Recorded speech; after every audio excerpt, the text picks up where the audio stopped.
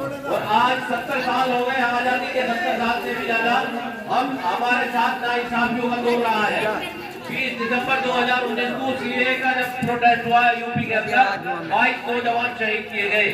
जो आने वाली सरकार है, जो मुसलमानों का हमदर्द होने की दावे करती है, या किसी सरकार ने ये अपने मैनिफेस्टो में रखा कि जिन मुसलमानों की जान, हम मुसलमानों ने 70 सालों के अंदर कभी बीजेपी को वोट दिया नहीं दिया, लेकिन उसके बावजूद भी कितनी लानत की बात हमारे लिए है। बीजेपी को जिताते ये है और आकर कहते हैं कि आप लोग बीजेपी को हराइए।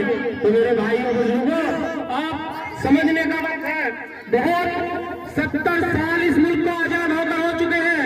आप देखिए क्या हालात हमारे हो चुके हैं। दलित से बदतर जिंदगी जीने के लिए अगर कोई मजबूर है तो वो कौन मुसलमान है इस उत्तर प्रदेश के नहीं, पूरे देश के अंदर क्यों परेशान है मुसलमान? अगर मुसलमान एक फुटबॉल की तरह हो चुका है, अगर इधर से लात मारते हैं तो वो समाजवादी की तरफ जाता है, समाजवादी लात मारती है वो बीएसपी की तरफ जाता है, बीएसपी लात मारती है वो कांग्रेस की तरफ जाता है। फुटबॉल बना हुआ घूम रहा है। कोई सियासी लीडरशिप खड़ी नहीं की, कोई पार्टी खड़ी नहीं की, जिसकी वजह से आज हमारा ये हाल होगा कि इन्हीं नाम निहाज सेकुलर पार्टियों ने 70 सालों तक हमारा वोट लिया, नोट लिया, सपोर्ट लिया, हमने इन्हें इक़्तिदार की कुर्सियों पर बैठाया, लेकिन इन्होंने हमें क्या दिया? वोट करने की बात है नौजवानों, मेरे भाइयों और बुजुर्गों, क्या दिया इन लोगों ने? अगर बात करते हैं इनकी तो दंगे मिले, हमें गरीबी मिली, मुफलिसी मिली, बेरोजगारी मिली, और हम जिसके साथ लगे उनको क्या हुआ? हम यादवों के साथ लगे तो जो यादव झोपड़ियों में रहते थे आज वो कोठियों में बैठ गए, जो यादव खेतों में हल चलाए तो वो आज आईएएस बनकर बैठ गए। और दलितों की बात करते हैं, बहन जी मायावती आई तो उनके रिजर्वेशन हुए, उनको पट्टे दिए गए, लेकिन मुसलमानों तुम्हें क्या मिला? वोट डाल दिया, बीजेपी को हराना है, समाजवादी को जिताना है, अब बीएसपी को जिताना है, लेकिन तुम्हारे बच्चों को नौकरियां मिली नहीं मिली? हर थाने के अंदर तुम्हें यादव मिलेगा, हर थाने के अंदर दलित मिलेगा, मुसलमान क्यों नहीं मिलता?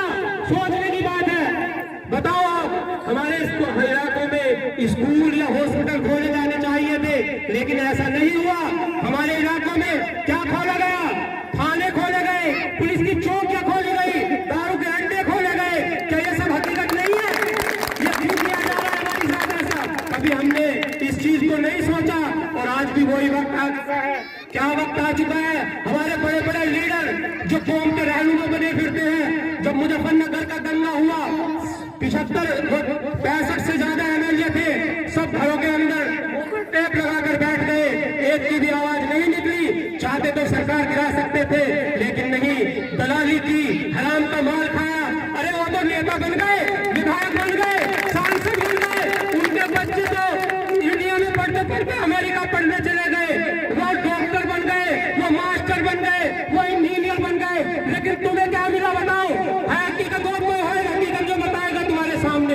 बताओ, तुम्हारे बच्चों को तो सरकारी स्कूल से अच्छा स्कूल भी कोई नहीं मिल पाया, कोई तुम्हारी आवाज उठाने वाला नहीं है इस हिंदुस्तान के अंदर। एक ही लीडर, मर्द मुजाहिद, जो हिंदुस्तान की सरजमीन पर हैदराबाद से अगर वो बोलता है तो उसकी आवाज पूरे हिंदुस्तान के तरफ दीवार पर टकराती है, और जब वो सांसद भवन के अंदर बोलता है तो पूरी दुनिया उसको सुनती है, ये मर्द मुजाहिद क्या कह रहा है। और उसी को आज हम बीजेपी का एजेंट, फलाने का एजेंट, और तो और हमारी मानसिकता ये हो गई।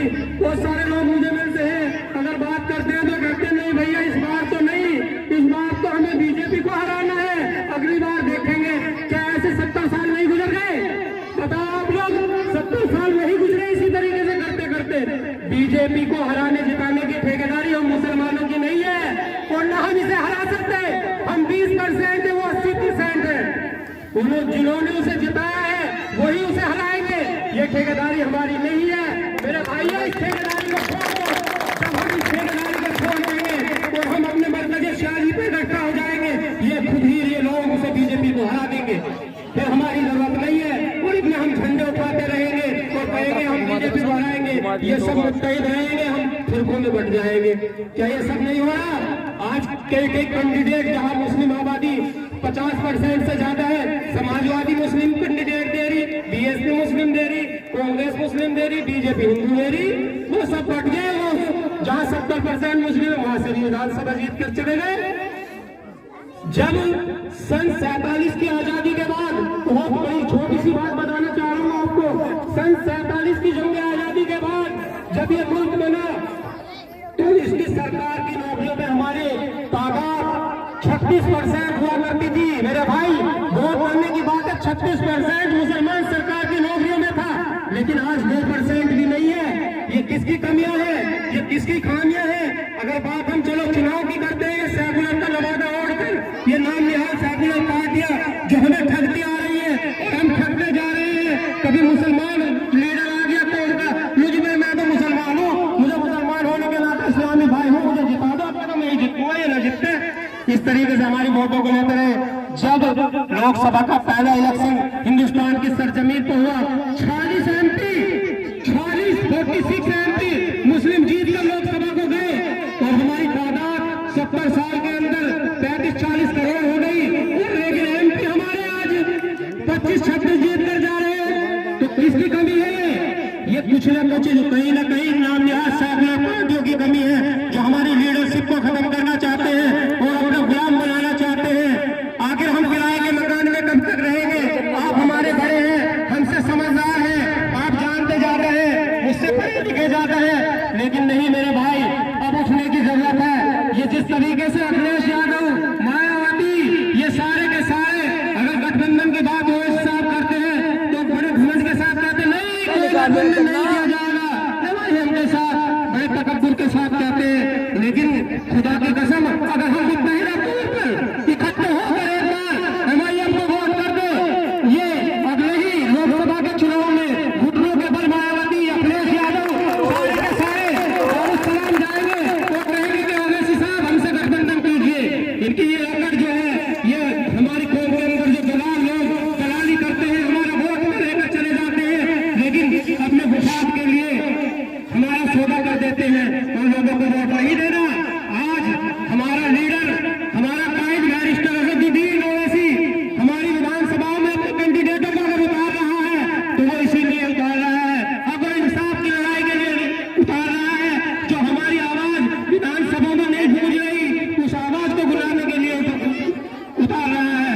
और हमारी सिवान विधानसभा से रफत भाई हमारे उतारे गए हैं। इंशाअल्लाह मैं आप लोगों के सामने, आप लोगों से अपील कर रहा हूँ कि आप सब और हम सब इंशाअल्लाह मुत्तहिद होकर इनको वोट देंगे। हार जीत का फैसला देगा, अल्लाह के ऊपर बात है। हमारा काम कोशिश करना है और कोशिश करने वालों की कभी हार नहीं होती। हम बहुत, हमारी ताकत ही ताकत नहीं है, हमारे ईमान से हमारी ताकत है। तो आपको ये नहीं देख कौन जीत रहा है, हमें अपनी लीडरशिप को खड़ा करना है। तो रफत भाई को कुछ बनाकर इंशाअल्लाह हिंदुस्तान उत्तर प्रदेश की विधानसभा में पहुंचाएंगे, जहां पर ये उत्तर प्रदेश की विधानसभा की दीवारें ईंटें पार कर कह रही है, मुसलमानों तुम 20%, 5 करोड़ मुसलमान, कोई तुम्हारी आवाज उठाने वाला इस विधानसभा में नहीं है। इंशाअल्लाह रफत भाई जीत कर जाएंगे और उत्तर प्रदेश की विधानसभा की जब दीवार को बुझा देंगे तुम्हारे हक और इंसाफ के लिए। इसी के साथ मैं अपनी बात को खत्म करता हूँ। असदुद्दीन ओवैसी साहब जिंदाबाद, जिंदाबाद। आती है नहीं बीजेपी आ जाएगी अगर विषय वोट दोगे तो। मेरे भाइयों, मेरे बुजुर्गों, मेरे दोस्तों, कब तक आलू की तरह बढ़ते रहेंगे हम? कब तक बिखरते रहेंगे हम? मुत्तहिद हो जाओ। अगर आप नहीं संभले तो फिर कभी नहीं संभलोगे। वक्त है, लहर है, सब कुछ आपके सामने है। मैं चंद अशआर पढ़ता हूं आपके सामने क्योंकि तकदीर।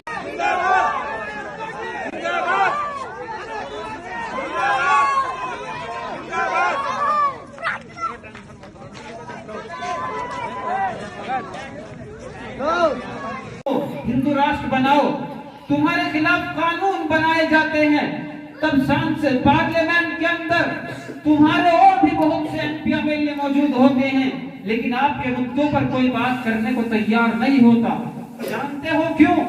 इसलिए कि अगर वो तुम्हारे लिए आएंगे तो उनको उस कुर्सी से हटा दिया जाएगा, उनको पार्टी से बाहर कर दिया जाएगा। लेकिन एक वाइट शब्द ऐसा है, एक वाइट शख्स ऐसा है जो पार्लियामेंट के अंदर आपकी आवाज उठाता है, जिसका नाम असदुद्दीन ओवैसी है, जिसके लिए मैं 4 मिसरे पढ़ता कि महज एक शख्स बोला क्यों नहीं 2-3 ने बोला, महज एक शख्स बोला क्यों नहीं 2-3 ने बोला, वही हक बात बोली जो तुम्हारे दीन ने बोला।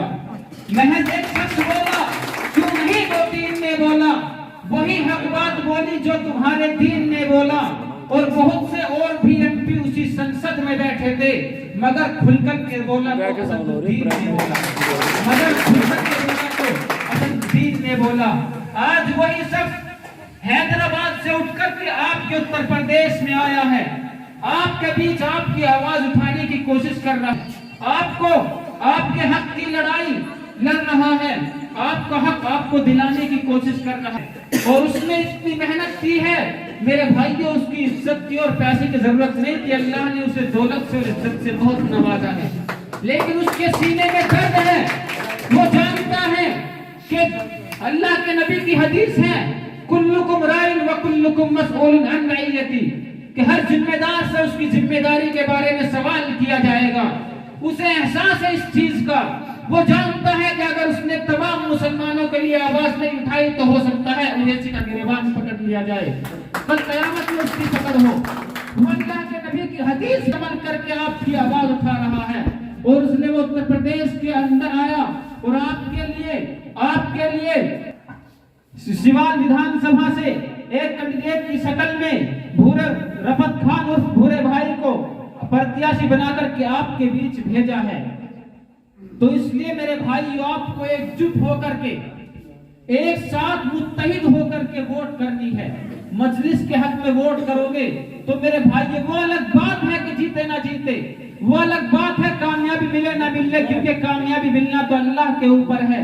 अल्लाह जब चाहता है तो दुश्मनों से काम लेता है, अल्लाह जब काम लेने पर आता है तो दुश्मनों से भी काम ले लेता है।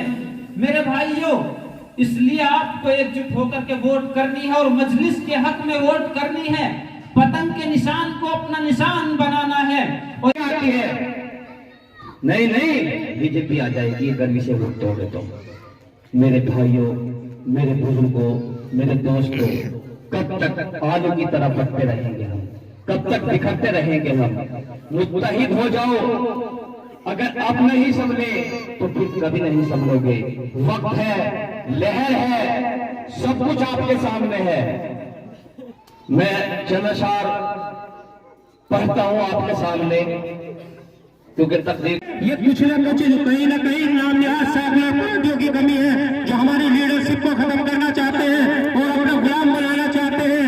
आखिर हम किराए के मकान में कब तक रहेंगे? आप हमारे बड़े हैं, हमसे समझदार हैं, आप जानते जाते हैं, मुझसे पढ़े लिखे जाते हैं, लेकिन नहीं मेरे भाई, अब उठने की जरूरत है।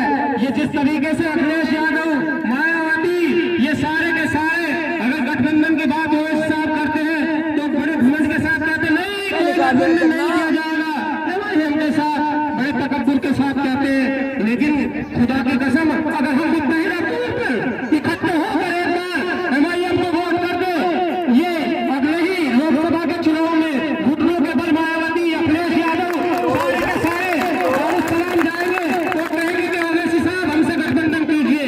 इनकी ये रकड़ जो है, ये हमारी कौम के अंदर जो दलाल लोग दलाली करते हैं, हमारा वोट में लेकर चले जाते हैं, लेकिन अपने विफाद के लिए हमारा सौदा कर देते हैं, उन लोगों को वोट नहीं देना।